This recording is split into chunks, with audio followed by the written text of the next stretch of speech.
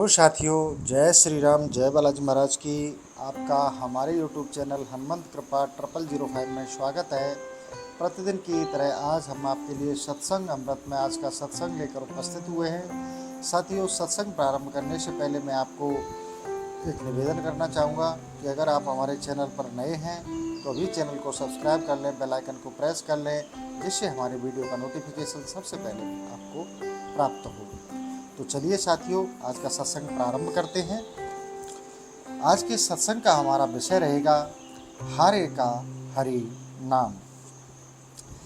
जिस प्रकार अग्नि में दाह का शक्ति स्वाभाविक है, उसी प्रकार भगवान नाम में पाप को, विषय प्रपंच जगत को, मोह को जला डालने की शक्ति स्वाभाविक है। इसमें भाव की आवश्यकता नहीं है। किसी प्रकार भी नाम जीव पर आना चाहिए, फिर नाम का जो स्वाभाविक फल है वह बिना श्रद्धा के ही मिल जाएगा। तर्कशील बुद्धि भ्रांत धारणा करवा देती है कि बिना भाव के क्या लाभ होगा, पर समझ लो, ऐसा सोचना अपने हाथों अपने गले पर छुरी चलाने के समतुल्य है। भाव हो या ना हो, हमें आवश्यकता है नाम लेने की। नाम की आवश्यकता है, भाव की नहीं। भाव हो तो बहुत ठीक है, परंतु हमें भाव की ओर दृष्टि डालनी है। भाव ना हो तब भी नाम जप तो करना ही है। देखो, नाम भगवत स्वरूप ही है। नाम अपनी शक्ति से, नाम अपने वस्तुगुण से सारा काम कर देगा। विशेषकर कलयुग में तो भगवान नाम के सिवा और कोई साधन है ही नहीं। मनोनिग्रह बड़ा कठिन है, चित्त की शांति के लिए प्रयास करना बड़ा ही कठिन है, पर भगवान नाम तो इसके लिए सहज ही साधन है। बस भगवान नाम की जोर से ध्वनि करो, भगवान नाम का आप जप करो। तर्क भ्रांति लाती है। रोटी रोटी करने से पेट थोड़े भरता है, पर विश्वास करो, भगवान नाम रोटी की तरह जड़ शब्द नहीं है। यह शब्द ही ब्रह्म है। नाम और नामी में कोई अंतर नहीं है। आलस्य और तर्क, ये दो नाम जप में बाधक हैं। आलस्य और तर्क करने से आप बचें। प्राय आलस्य के कारण ही कह बैठते हैं कि नाम जप होता नहीं। अभ्यास बना लो, नाम लेने की आदत डाल लो। नाम लेत भव सिंधु सुखाही। इस प्रकार इस पर श्रद्धा करो, इस विश्वास को दृढ़ करो। कंजूस की भांति नाम को संभालो। निश्चय समझो, नाम के बल से बिना ही परिश्रम इस भवसागर से तर जाओगे और भगवान प्रेम को आप प्राप्त कर लोगे। भगवान नित्य हमारे पास हैं, अत्यंत समीप हैं। एकांत में कोठरी में जहाँ कोई भी घुस नहीं सकता, वहाँ भी साथ हैं। ऐसे भगवान का आश्रय लेते ही आश्रय देते हैं। भगवान के बल से सब कुछ संभव है। सब विपत्तियां हट जाएंगी। सारी लंका जल गई, पर हनुमान जी की पूंछ नहीं जली, क्योंकि सीता मैया ने पूंछ नहीं जलने का संकल्प जो कर लिया था, हनुमान जी को गर्मी तक का अनुभव नहीं हुआ। आधुनिक जगत के बहुत से लोग कहेंगे यह बनावटी बात है, पर निश्चय मानो, भगवान का आश्रय होने पर पूंछ में आग लगकर भी पूंछ न जले, यह सर्वथा संभव है। अवश्य ही सच्चा भक्त अपनी ओर से इस प्रकार की चमत्कारी इच्छा नहीं रखता। हम लोग तो मामूली से अनिष्ट की ही टल जाने की चाह कर बैठते हैं। निरंतर भगवान नाम लो, कीर्तन करो। मेरे विचार से सर्वोत्तम साधन यही है। हारे को हरि नाम, इसी उपाय से सबका मंगल दिखता है। और किसी भी उपाय में राग द्वेष उत्पन्न होकर फंस जाने का भय है। भगवान पर विश्वास हो, उनकी कृपा पर भरोसा हो और नाम जप होता रहे, अपने आप ही निर्भयता आएगी, साहस आएगा। विपत्ति का टलना भी इसी उपाय से होगा। मनुष्य जब सब उपायों से हार जाता है, तब उसे हरिनाम सूझता है, तभी वह हरिनाम को पकड़ता है और तभी उसे विजय मिलती है। भगवान का आश्रय ग्रहण करो, भगवान की कृपा पर विश्वास करो, जिससे मन में अशांति न रहे। हमें क्या चाहिए, इस बात को हम भूले हुए हैं।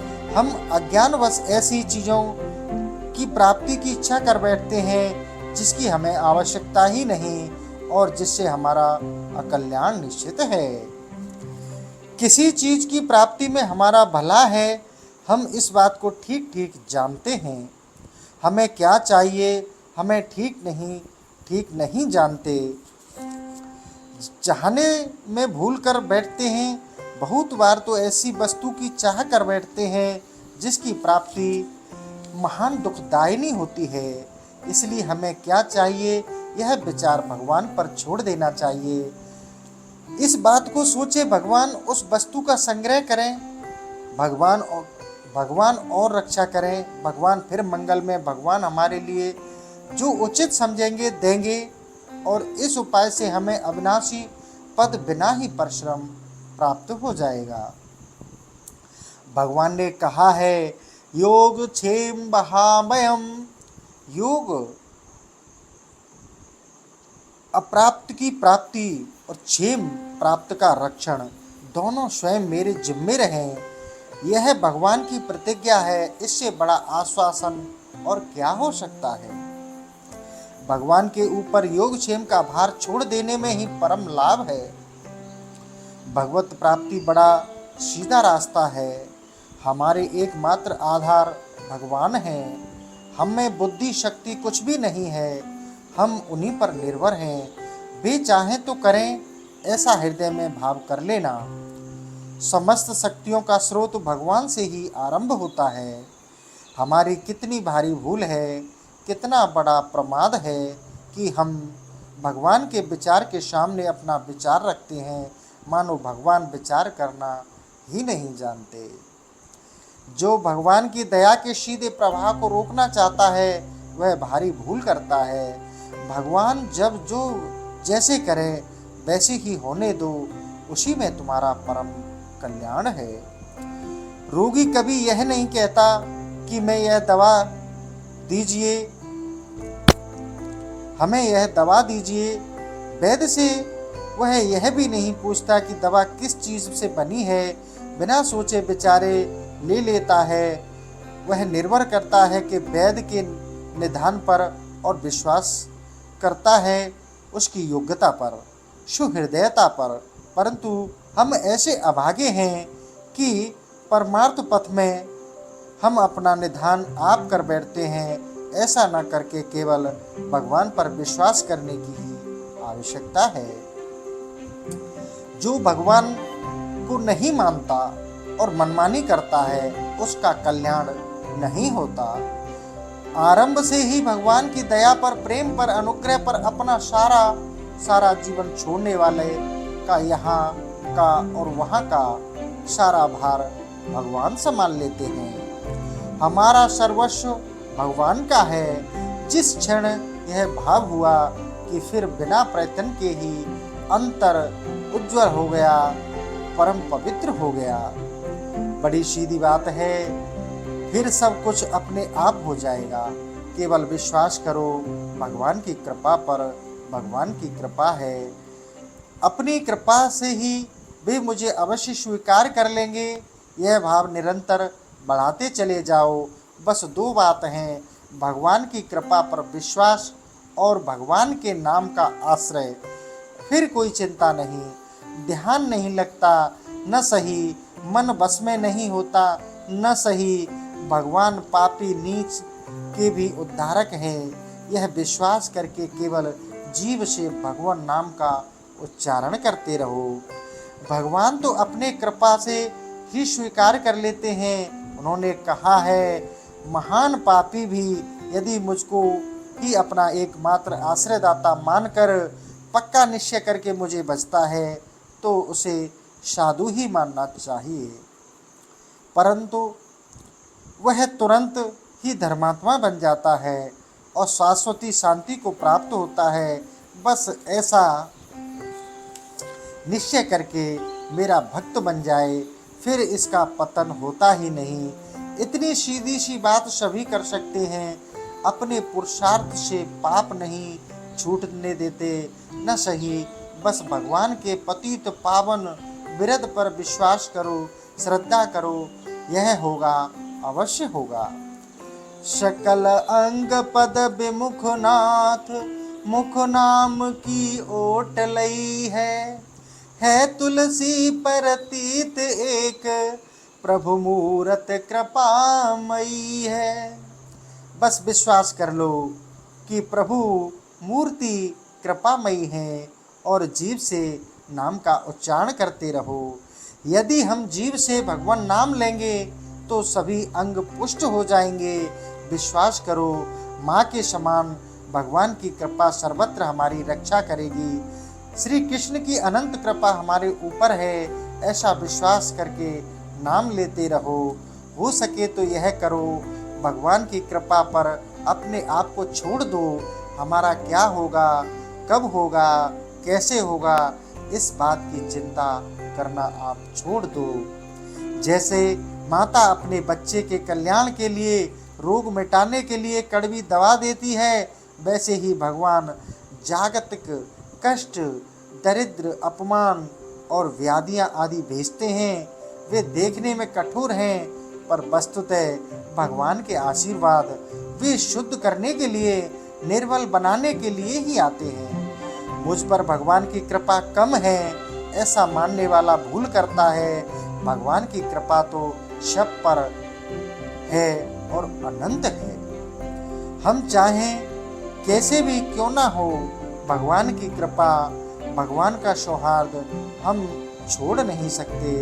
वह सबको अपनाता है और अनिवार्य है। बिल्कुल यही बात है कि कठिन से कठिन परिस्थिति में भी यही मानना चाहिए कि भगवान की कृपा हम पर है और हमारे ही ऊपर है, तथा वह नित्य परिवर्तनशीलता संसार का स्वरूप है। यह प्रति क्षण बदलता ही रहता है। सारे जगत में, व्यक्ति में, समाज में दिन रात बनना बिगड़ना चल रहा है। इसी का असर हमारे मन पर होता है। एक सी स्थिति कभी रहती ही नहीं और मन अनुकूल प्रतिकूल संकल्पों को लेकर दुखी सुखी होता रहता है। जगत के इसी स्वरूप में पड़े पड़े हम मर जाते हैं, जीवन व्यर्थ हो जाता है। इसलिए प्रभु का जो पतित पावन नाम है, उसको हमेशा अपने जीवा से रटते रहो, भजते रहो, जपते रहो। मनमानी चीज सदा मिलती नहीं, कभी मिल जाती है, कभी नहीं मिलती, मिलने पर सदा टिकती नहीं। पुत्र धन की प्राप्ति हुई, मन में मान लेते हैं कि हमारे मन की हुई। थोड़ी सी सफलता हुई, थोड़ा सा आनंद आया, फिर वही प्रतिकूलता और फिर वही दुख। साथ साथ विषयाशक्ति के कारण पाप भी होते रहेंगे। इस प्रकार जीवन भर विषाद शोक पाप की कमाई ही हाथ लगती रहेगी। मनुष्य आया था उन्नति करने के लिए, मनुष्य जीवन प्राप्त हुआ था भगवत प्राप्ति के लिए, पर वह अपने इस वास्तविक लक्ष्य को भूल गया, विषयों में पड़कर कमाने लग गया। पाप गंभीरता से विचारों तो पता लगेगा कि जीवन का उद्देश्य यह कदापि नहीं था। महात्माओं ने यह बात सबके लिए तय कर रखी है कि जीवन का लक्ष्य भगवत प्राप्ति है, पर मनुष्य इसको भूल गया। उसी भूल का परिणाम वर्तमान महान संसार है। विषयाशक्ति जब अत्यंत बढ़ जाती है, तब दूसरों के भले बुरे की परवाह नहीं करती। दूसरों की दशा कैसी भी क्यों ना हो, पर हमें अपनी इच्छित वस्तु प्राप्त होनी चाहिए। जिस प्रकार सोने के घड़े में जहर भरा हो, विष रस भरा कनक घटे जैसे, वैसे ही विषय ऊपर से रमणीय प्रतीत होते हैं, भीतर इनमें दुख ही दुख है। व्यष्टि के समूह का नाम समष्टि है। यदि सभी मनुष्य अपने आप को अलग अलग सुधार ले तो सभी सुधर जाएंगे। अपना सुधार चाहने वाले को, उन्नतिशील को यह नहीं देखना चाहिए कि दूसरा ठीक हो, दूसरे सुधरें तब मैं सुधरूं। उसे तो अपना सुधार आरंभ कर देना चाहिए। अपना सुधार अपने ही द्वारा होगा। यह समय ही कलयुग का है। मन अच्छी बात तो जल्द ग्रहण नहीं करना चाहता, बुरी को बहुत जल्दी ग्रहण कर लेता है। इस कलयुग में वस्तुतः अच्छी बात मिलती ही बहुत कम है। कहीं मिल भी जाती है तो ग्रहण नहीं होती, और ग्रहण नहीं होने के कारण अंतःकरण का मल है। अंतःकरण मलिन होने के कारण हम अच्छी चीज़ों को ग्रहण नहीं कर पाते। अंतर के मल को नाश करने के लिए भगवान नाम से बढ़कर दूसरा कोई सुलभ साधन है ही नहीं। स्त्री, बच्चे, बूढ़े सभी भगवान का नाम बड़े प्रेम से ले सकते हैं। भगवान के नाम में श्रद्धा नहीं हो, प्रेम नहीं हो तो दूसरों के कहने से ही लेना आरंभ कर दें। अच्छा क्या, हानि क्या, नाम लिया करो, इसी भाव से लें, आदत डाल लें, फिर काम होगा ही। क्योंकि भगवान नाम में वस्तु शक्ति ही ऐसी है, पाप नाश करने की स्वाभाविक शक्ति ऐसी है कि जीभ पर नाम आते ही वह मल का नाश कर देती है। भगवान नाम पापों का नाश करके ही शांत नहीं हो जाता, पाप का नाश करने के बाद हृदय की ज्ञान ज्योति पैदा कर देता है। ज्ञान के बाद भगवान के प्रेम प्रीति उत्पन्न करता है। यह हुआ कि फिर स्वयं नामी खींच आते हैं, फिर नामी जापक के अधीन हो जाते हैं। भगवान के नाम स्वरूप लीला धाम में अंतर नहीं, ये सब भगवत स्वरूप ही हैं। नाम भगवान को हमारी ओर खींचता है और हमें भगवान की ओर ले जाता है। दोनों ही काम करता है।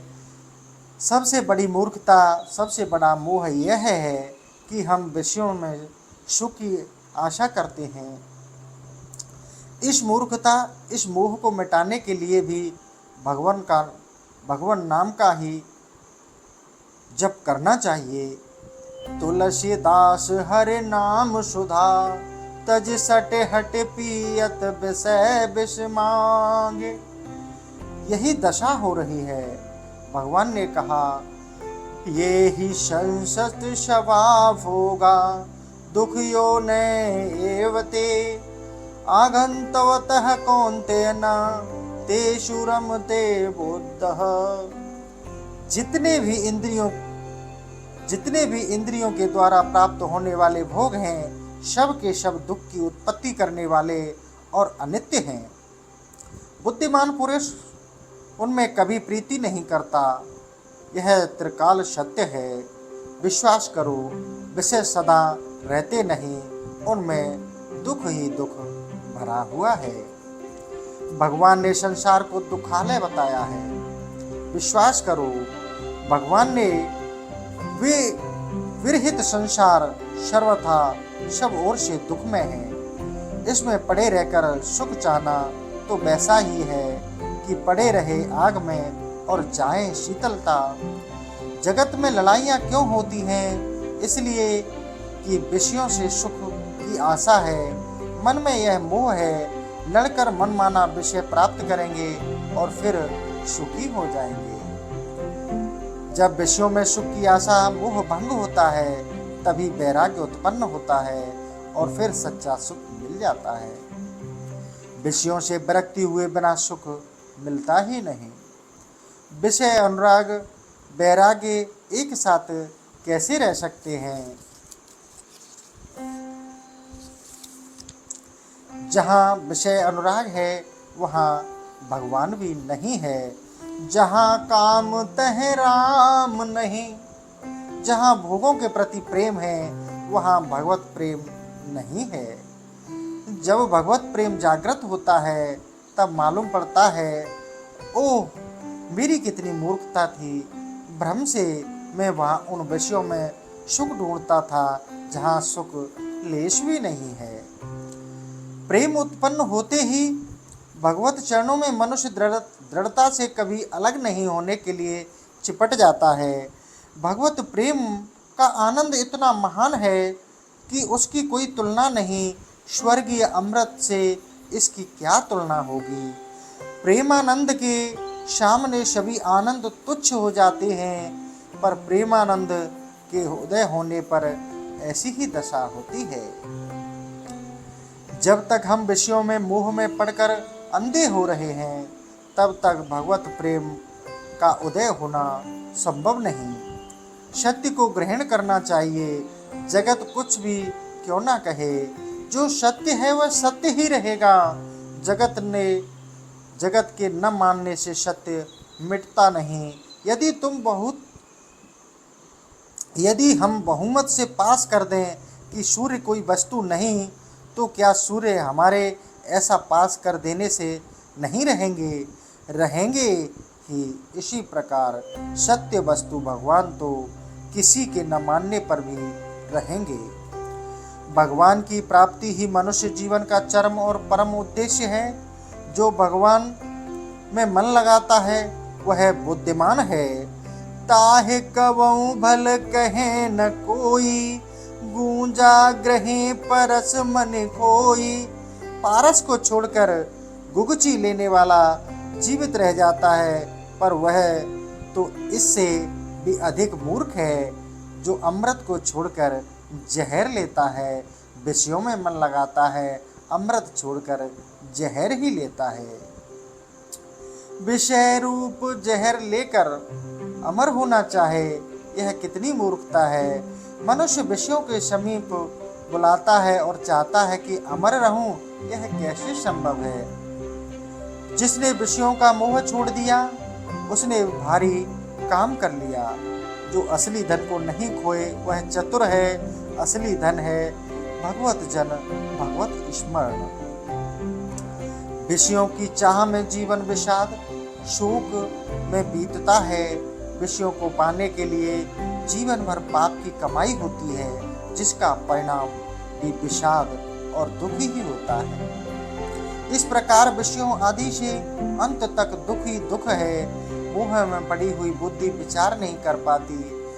पर सोचो, यहाँ की कौन सी वस्तु साथ जाएगी। इसके पहले भी, इस जीवन के पहले भी तो हम कहीं थे। वहाँ से हम क्या साथ लाए। क्या कभी पूर्व जीवन की बात याद है? आती भी है, स्मरण करने की इच्छा भी होती है। ठीक यही दशा इस जीवन के बाद होगी। जिस वस्तु से हमारा एक दिन बिल्कुल कोई भी संबंध नहीं रहेगा, उस वस्तु के लिए भगवान को भूलना कितनी बड़ी मूर्खता है। पैदा हुए मर गए, न भगवान का स्मरण है न अपने स्वरूप की स्मृति। यह तो मानव जीवन का सर्वथा दुरुपयोग है।